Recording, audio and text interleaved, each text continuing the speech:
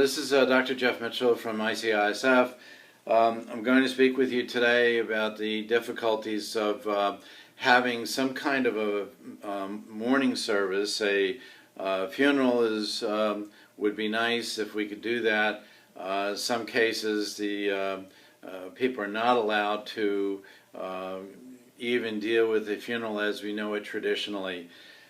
So we have now funerals without mourners. There was a photograph from one of the Italian news sources, and it showed a priest in a church, and there was numerous caskets lining the church on each side.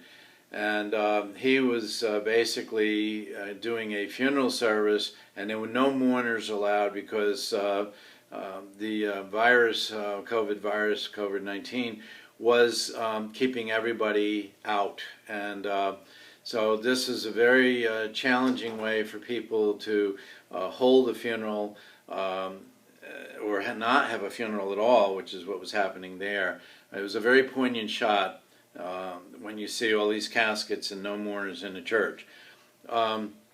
So families are struggling with this, and one of the things that might be of some consolation is that at this time when we have social physical distancing and we may not be able to get together, then we have to think about having a memorial service now, and that can be done creatively using computers, and you have people join that, and that certainly has already been done. Or it may be that we just postpone the funeral and then have a funeral ceremony later, but in the meantime we remember that person in our own personal thoughts and prayers.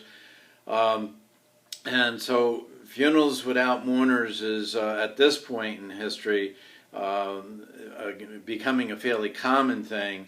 I think people need to do what they can to mourn the passing of a loved one at this point, and then prepare for perhaps doing a full funeral later on.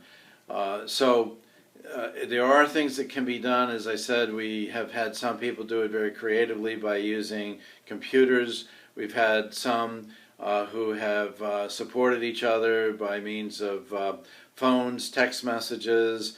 We've had people who have done what they could in terms of personally offering their prayers and their thoughts for the individual who is deceased. And the support is most important for the family members who have lost a loved one. So keep those people in mind. You know, if we can't do something today, then maybe we can do something after the danger of COVID-19 passes.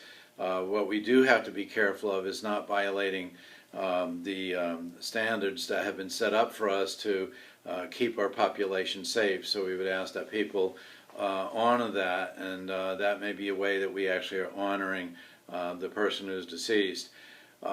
So I think it's very important that we do what we can, recognizing that there are some limitations, and some of it will depend upon the people having access to computers and support mechanisms, and if they have that, they may be able to carry through the memorial service. If not, memorial services can in fact be held considerably later.